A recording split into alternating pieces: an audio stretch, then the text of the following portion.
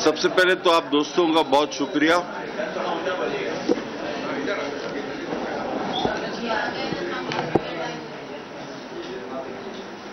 سب سے پہلے آپ دوستوں کا، بھائیوں کا، معزز خواتین کا بہت شکریہ. آپ لوگ تشریف لائے ان حالات میں کہ جبکہ ہر 15 منٹ بعد آپ کو کوئی نہ کوئی پریس کانفرنس کور کرنی پڑ رہی ہے. لوگ ایک سمت میں دوڑے چلے جا رہے ہیں، کہیں سے بھاگ رہے ہیں اور کہیں پناہ لے رہے ہیں اور اپنے اختلافات کا اب اظہار کر رہے ہیں. تو آپ لوگوں پر بڑی ذمہ داریاں ہیں. مجھے اندازہ ہے کہ ہر 15 منٹ بعد آپ کو کوئی نہ کوئی ایک اسائنمنٹ ملتا ہے. میرا بھی آج صبح ہی ملک آنا ہوا ہے. میں ورلڈ ہیلتھ اسمبلی اٹینڈ کرنے گیا تھا، جو کہ ایک ضروری ایونٹ ہوتا ہے ایک ملک کے لیے، اور اللہ تعالیٰ کا شکر ہے کہ اس میں بھی کافی اچھی طرح اپنے ملک کی نمائندگی کرنے کی کوشش کی. باقی تو اللہ کے ہاتھ میں، لیکن یہ ہے کہ خدا تعالیٰ نے سرخرو کیا اور مختلف ایونٹس جو ہمارے اچھے ہوئے. بایولیٹرل میٹنگ سعودیہ سے، WHO نے ہماری پولیو کی کوششوں کو سراہا، اور اس کے ساتھ ساتھ جو ایک ہمارا BHS بارڈر ہیلتھ سروس جو ہے، اس کو پوری دنیا نے اپنے لیے ایک ماڈل سمجھا ہے، جو ہم اللہ کے حکم سے کریٹ کیا گیا پاکستان میں.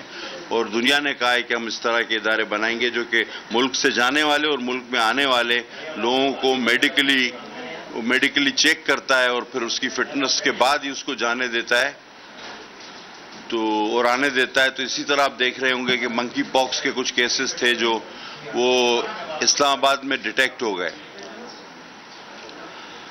اور پھر ایک اہم بات کی طرف بھی آتے ہیں.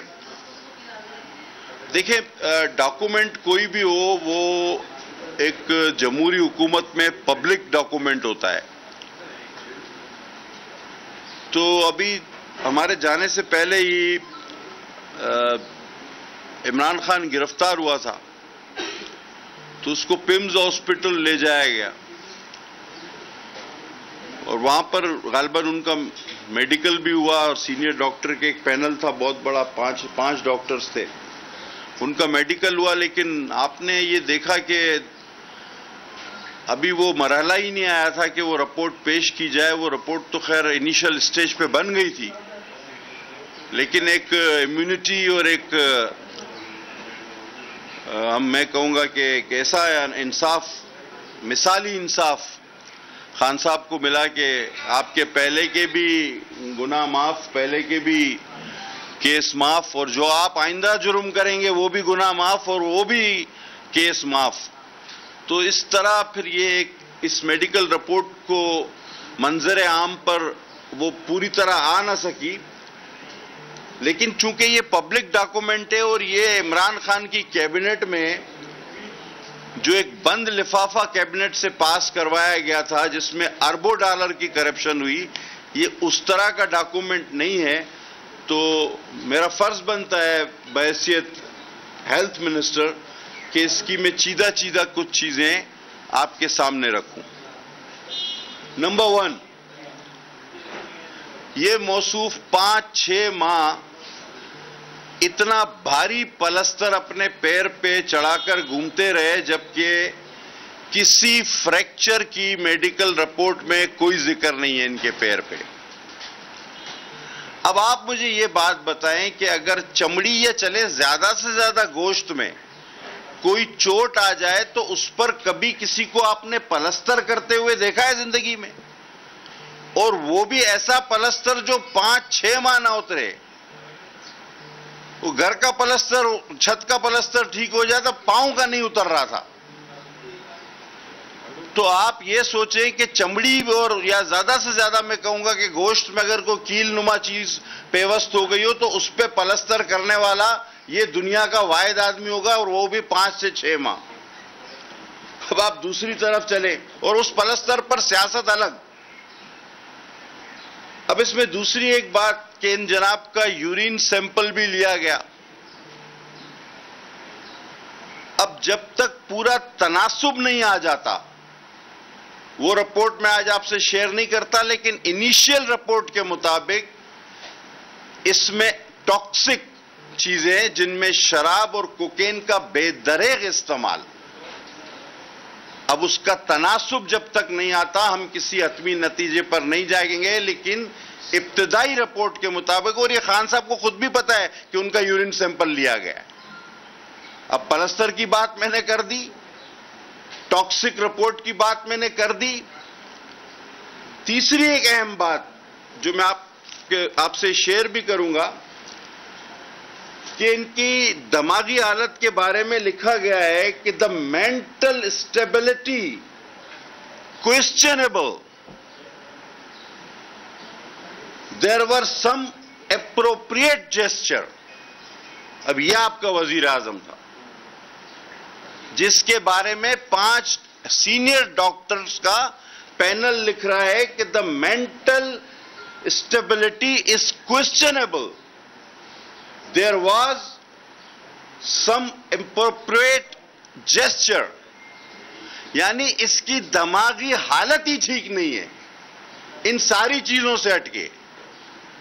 ये कोकेन एक तरफ रखें, शराब एक तरफ रखें, फ्रैक्चर का ड्रामा धोखा एक तरफ रखें, लेकिन ये मेडिकल रिपोर्ट कह रही है कि जब इसको हमने बहुत देर तक मुआयना किया, इससे बातचीत की, तो इसकी हरकत और सकनात वो किसी फिट आदमी की नहीं है, दिमागी तौर पे दुरुस्त आदमी की नहीं है, क्वेश्चनेबल है, सवालिया निशान लगता है उस पे।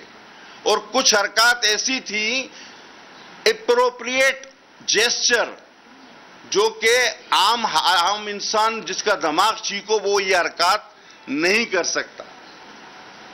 अच्छा, ये कोई पहली बात नहीं है। मैं आप लोगों में से बहुत सारे लोग गवाह होंगे कि जब ये वजीर आजम था तब भी मैं असेंबली में कहता था कि ये दिमागी तौर पे ठीक नहीं है, इसको म्यूजियम में रखो, ये नहीं मिलेगा इस तरह की दूसरी चीज आपको।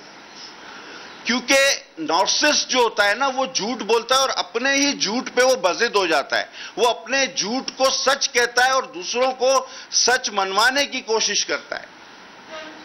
और ये जो हालात पिछले दिनों गुजरे हैं, ये कोई एक दिन का नहीं ना, ये तो नार्सिसिस्ट बरसों से लोगों की तबलीग कर रहा था और जब से हुकूमत से निकाला गया तो नौजवानों को एक रास्ते पे उसने लगाया जिसका नतीजा आपने देखा। आपकी सियासत तो तबाह इसने पहले दिन से कर दी। वो जो हमारा पॉलिटिक्स में एक शाइस्तगी का रिवाज था वो पहले दिन से तबाह हो गया। आपके कल्चर का फैब्रिक, मां बहन बहू बेटी की इज्जत का, वो तबाह हो गया। आपके अंदर सियासी बर्दाश्त का, इख्तलाफ रखने की जो गुंजाइश थी वो दुश्मनी में तब्दील हो गई। आप मारपीट पर उतर आए। तो माशरे का कौन सा फैब्रिक था जो इस शख्स ने, और इस मैं तो कल्ट कहूंगा, not the party, Tola, a cult, जिसने कौन सा फैब्रिक आपका माशरे का बचा के छोड़ा या जिसको उसने तबाह ना किया हो।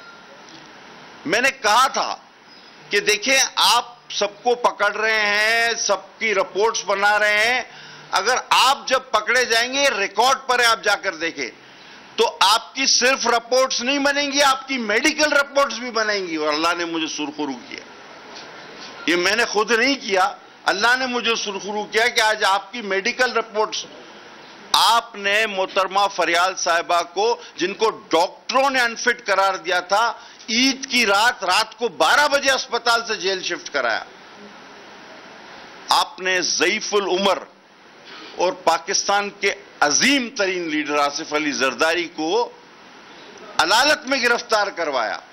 आज आपको अल्लाह ने यह दिखाया है कि आज आपकी मेडिकल रिपोर्ट चीख चीख कर कह रही है कि this person is not mentally stable, दूसरी चीजों के साथ साथ। तो ये वो डॉक्यूमेंट है, ये वो चीजें हैं। अब रिमांड के दौरान आपको जमानत मिले या आपको हुक्म अदालत की तरफ से ऐसा इंसाफ मिल जाए कि पिछले अगले सारे गुनाह आपके माफ हो जाए, लेकिन बहरहाल जो चीज रिकॉर्ड पर मौजूद है वो है। मैं सिर्फ ये कहना चाहता हूं कि क्या इसी शख्स को सादिक और अमीन करार दिया था हमारे डैम वाले जज ने? मैं बड़ा गुनाहगार आदमी हूं, अल्लाह से माफी की उम्मीद भी रखता हूं, بہت سارے لوگ آپ میں سے جانتے ہوں گے کہ میرا بھی فارم سیشن کورٹ سے ریجیکٹ ہو گیا تھا، تو میں نے ہائی کورٹ سے رجوع کیا. سیشن کورٹ نے لکھا تھا کہ آپ نے فارم میں جو ہے وہ غلط بات لکھی ہے، یعنی کہ آپ صادق اور امین نہیں رہے. ہائی کورٹ نے میرے حق میں فیصلہ دے دیا، تو اب میں کیا صادق اور امین ہو گیا اس کی طرح؟ نعوذ باللہ نعوذ باللہ. کام میرے آقا کی ذات میں ان کے پیر کے خاک کے دھول کے برابر نہیں. اور اللہ ہمیں ویسے بول نہ بلوائے، جس طرح کی یہ باتیں کرتا ہے اور اندر سے یہ نکلتا ہے رپورٹوں سے.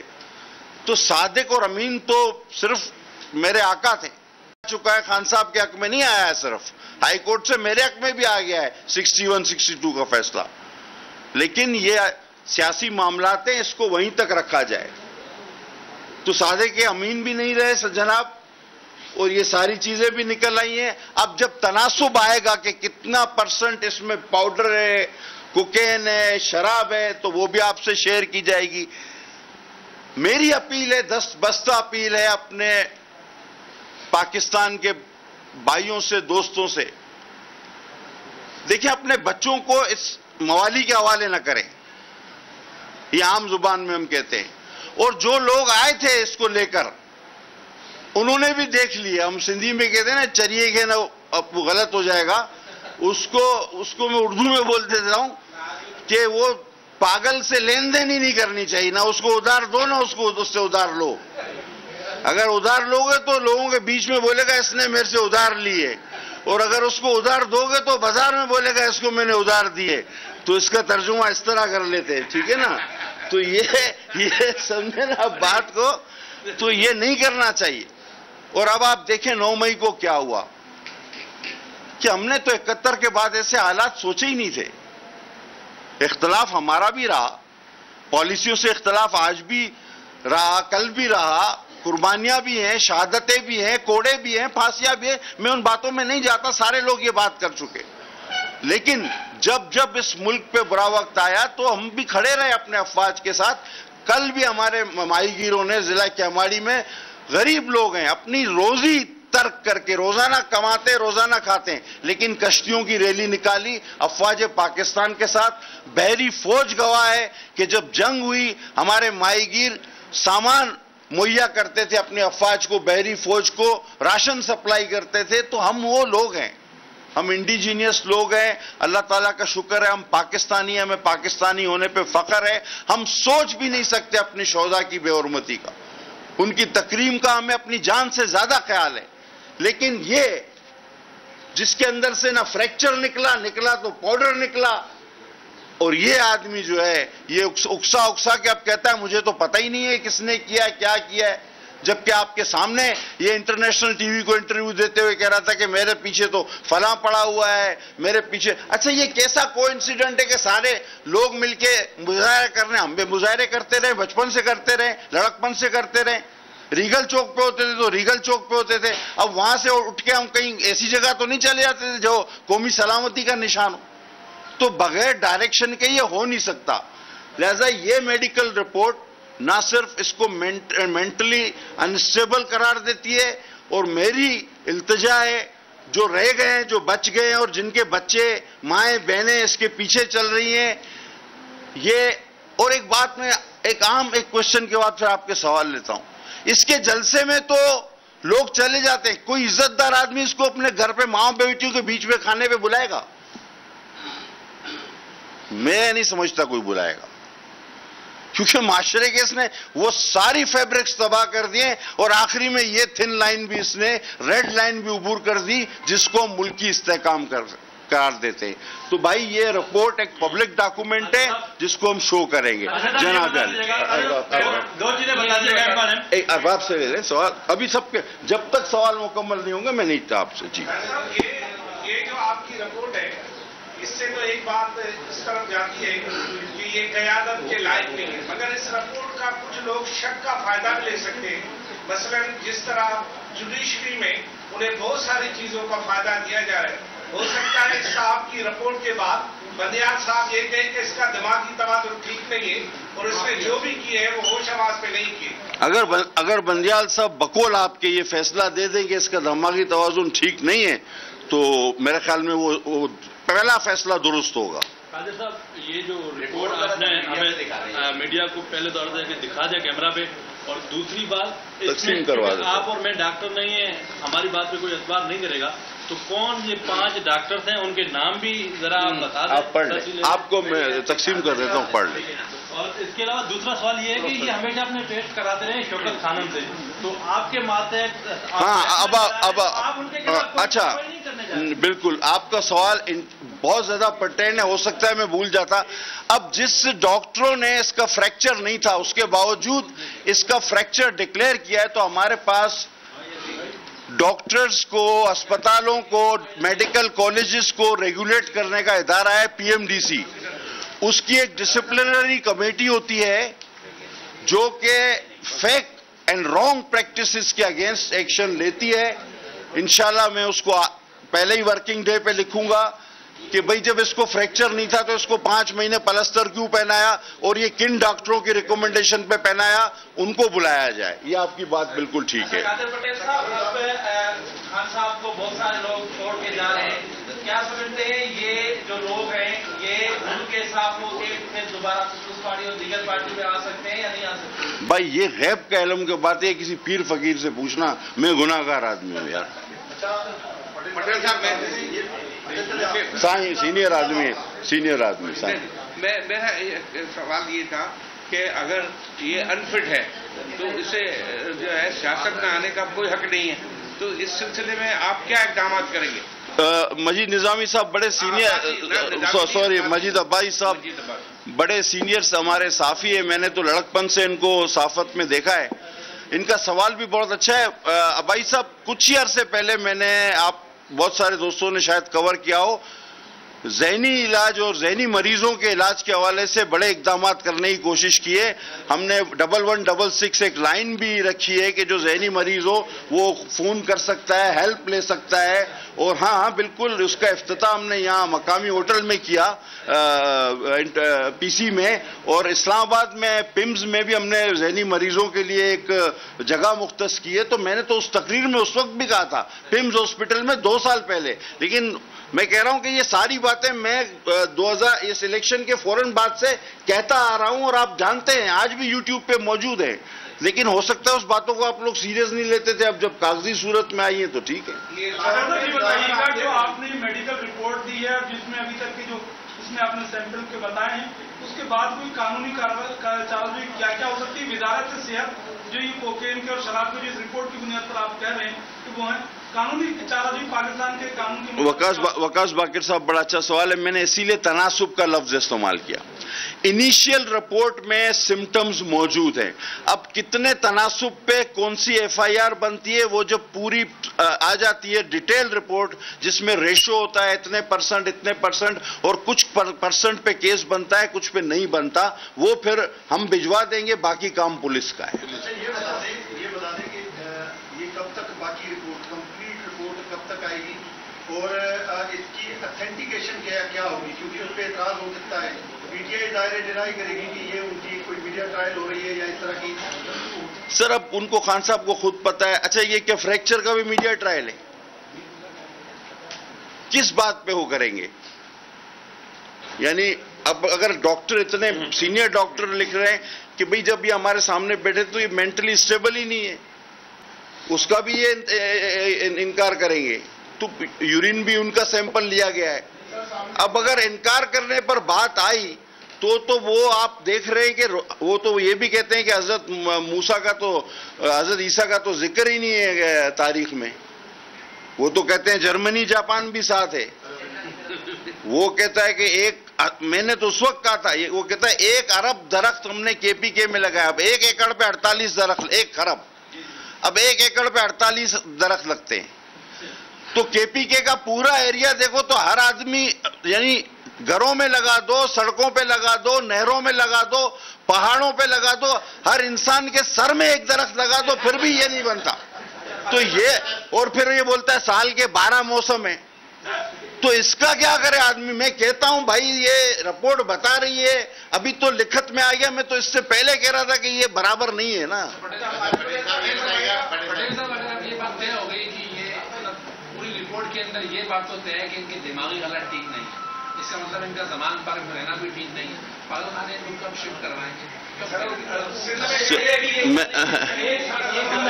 ہمارے پاس اس کی اچھی فیسلٹی، اگر وہ ہمیں مہمان نوازی کا شرف بخشے تو حیدرآباد میں گدو بندر کے حوالے سے نام سے ایشیا کا جو ہے، ایشیا کا، اور میں نے پہلے بھی نیشنل اسمبلی میں بھی کہا تھا، تو ایشیا کا سب سے بڑا انسٹیٹیوٹ موجود ہے. ہم چاہیں گے کہ بہتر ہو جائے وہ، تو گدو بندر میں ہم تیار ہیں ان کی خدمت اور مہمان نوازی کے لیے. پٹیل صاحب، مجھے کیونکہ موقع نہیں ملا سوال کرنے کے سلسلے میں، جی بلوچ صاحب بتائیں. یہ بتائیں جو آپ نے رپورٹ پیش کی ہے، اتھینٹک رپورٹ ہے، کیونکہ وہ لکھا ہوا ہے ڈاکٹرز ہیں، باقاعدہ فلمس کا ایک سرکاری رپورٹ ہے، اور یہ اتھینٹک اس حوالے سے بھی ہے کہ جو عدالتیں ہیں وہ اس رپورٹ کو تسلیم کریں گی.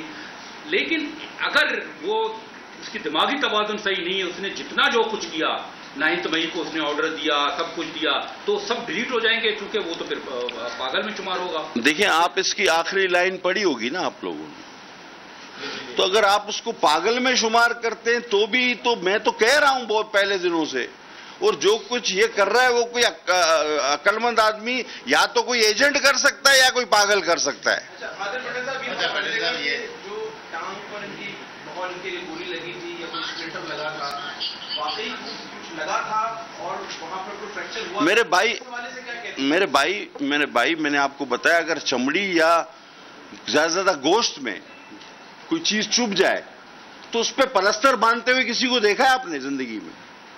میں نے تو کلیئر کر دیا ہی جناب. میڈیکل رپورٹ اس کی اجازت کے بغیر سامنے لانا کیا ایتھیکلی ٹھیک ہے یا نہیں؟ یہ میڈیکل رپورٹ تو ہاسپٹل کی ہوتی ہے، اس کی اپنی تھوڑی بنا کے لایا ہوگی. اور اتنا بڑا وہ ملک کے ساتھ اتنا بڑا مذاق ہو رہا ہے، اب اس کی اجازت لیں کہ بھائی آپ کی رپورٹ باہر بھیجے نہ بھیجے، اور وہ بھی پاگل.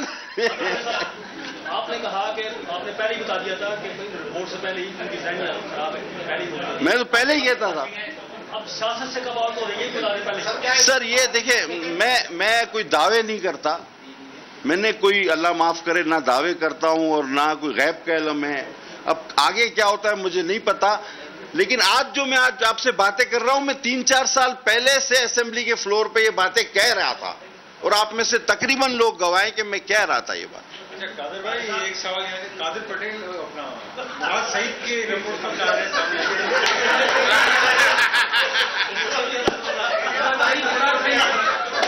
اس کے لیے ایک شے وہ کہتے ہیں، راہ پہ ان کو لگا آئے تو ہیں باتوں میں، اور کھل جائیں گے 2-4 ملاقاتوں میں. Thank you very much.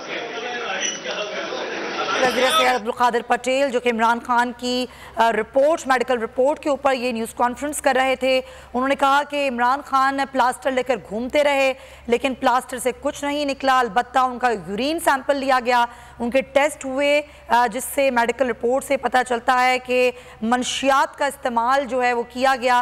یہ ابتدائی میڈیکل رپورٹ ہے، جس میں ابھی مزید جو میڈیکل رپورٹس ہیں اس کے تناسب آنا باقی ہیں. دماغی حالت بھی درست نہیں ہے. یہ میڈیکل رپورٹ بتاتی ہے کہ عمران خان کی دماغی حالت ٹھیک نہیں ہے. جو عمران خان کر رہا ہے وہ یا تو ایجنٹ کر سکتا ہے یا کوئی پاگل کر سکتا ہے.